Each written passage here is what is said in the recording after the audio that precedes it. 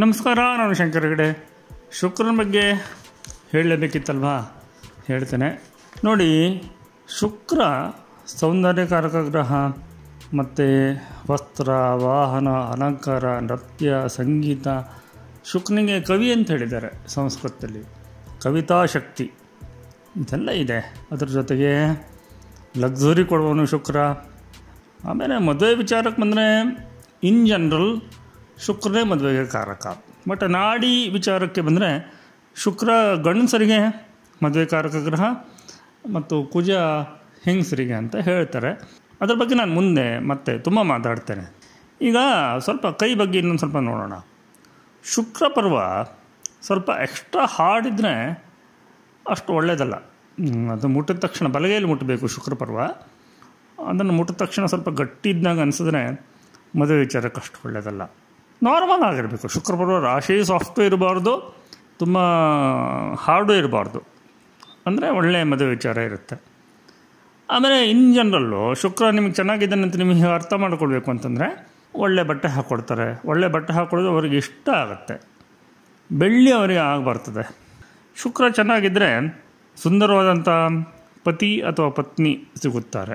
ಶುಭಕಾರಕ ಗ್ರಹವಾಗಿ ಶುಕ್ರ ಇದ್ದರೆ ಪಾಪಕರ್ತರಿ ಯೋಗದಲ್ಲಿದ್ದರೂ ಕೂಡ ಹೆಂಡತಿ ಸ್ವಲ್ಪ ಜಗಳ ಮಾಡ್ತಾಳೆ ಮಾರಾರ. ಅದು ಸ್ವಲ್ಪ ಕಷ್ಟ, ಬೇಗ ಸಾಯಲೂಬಹುದು.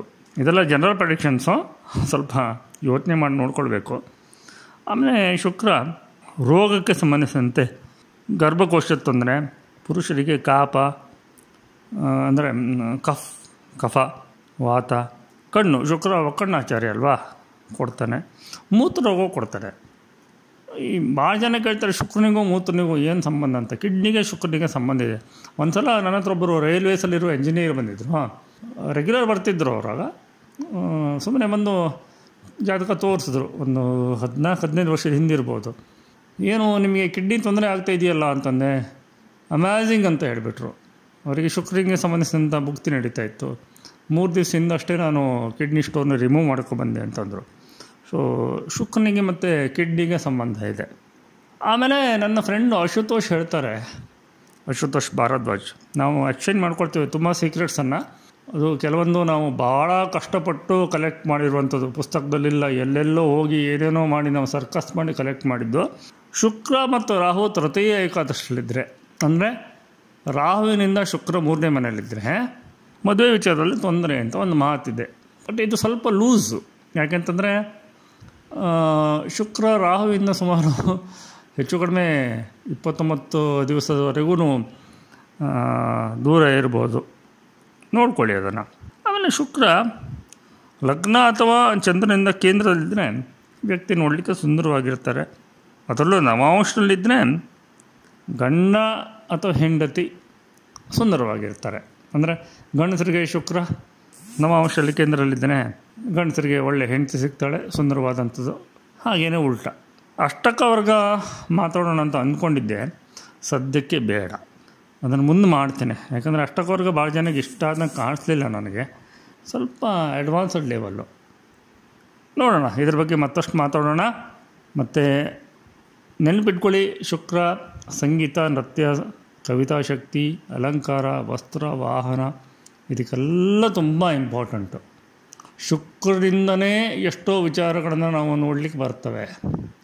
ಅದನ್ನೆಲ್ಲ ಅಡ್ವಾನ್ಸ್ಡ್ ಲೆವೆಲಲ್ಲಿ ಹೇಳ್ತೇನೆ. ಇಲ್ಲಿಗೆ ನವಗ್ರಹಗಳದ್ದು ಸೀರೀಸು ಒಂದು ಹಂತಕ್ಕೆ ಬಂತು. ಅಂದರೆ ಸೂರ್ಯನ ನಾನು ಸ್ಟಾರ್ಟ್ ಮಾಡಿ ನಿಮ್ಮ ಗ್ರಹಗಳ ಬಗ್ಗೆ ನೀವೇ ಚೆಕ್ ಮಾಡ್ಕೊಳ್ಳಿ ಅಂತ ಹೇಳ್ತಾ ಬಂದು ವಿಂಶೋತ್ತರಿ ಆರ್ಡ್ರಲ್ಲೇ ಹೇಳಿದ್ದೀನಿ. ಸೂರ್ಯನ ಶುರು ಮಾಡಿ ಶುಕ್ರನಿಗೆ ಎಂಡ್ ಮಾಡ್ತಾಯಿದ್ದೇನೆ. ಹಾಗೇ ಮುಖಲಕ್ಷಣದಲ್ಲಿ ಶುಕ್ರ ಕೆನ್ನೆಗೆ ಕಾರಕ. ಈ ಒಳಬಿದ್ದಂಥ ಕೆನ್ನೆ, ಗುಡಿ ಬಿದ್ದ ಕೆನ್ನೆ ಅಂತ ಹೇಳ್ತೀವಲ್ಲ, ಹಾಗಿದ್ದರೆ ಶುಕ್ರ ನೆಗೆಟಿವ್ ಅಂತ.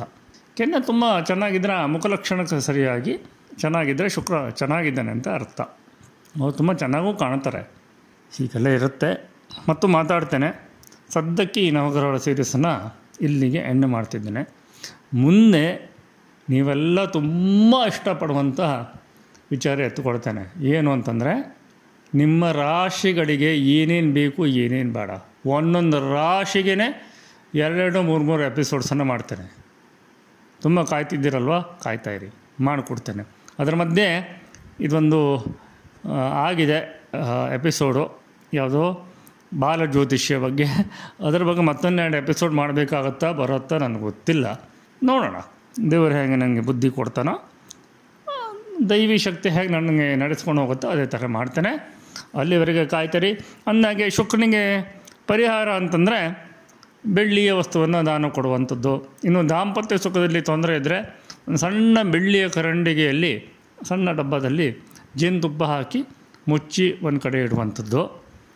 ಇಂದ್ರಾಣಿಯ ಮಂತ್ರ, ಓಂ ಇಂದ್ರಾಣಿ ನಮ, ಇಷ್ಟು ಹೇಳ್ಕೊಳ್ಳಿ ಸಾಕು, 108 ಹೇಳ್ಕೊಳ್ಳಿ. ಶುಕ್ರನಿಗೆ ಸಂಬಂಧಿಸಿದಂಥ ತೊಂದರೆಗಳು ಕಡಿಮೆ ಆಗ್ತವೆ.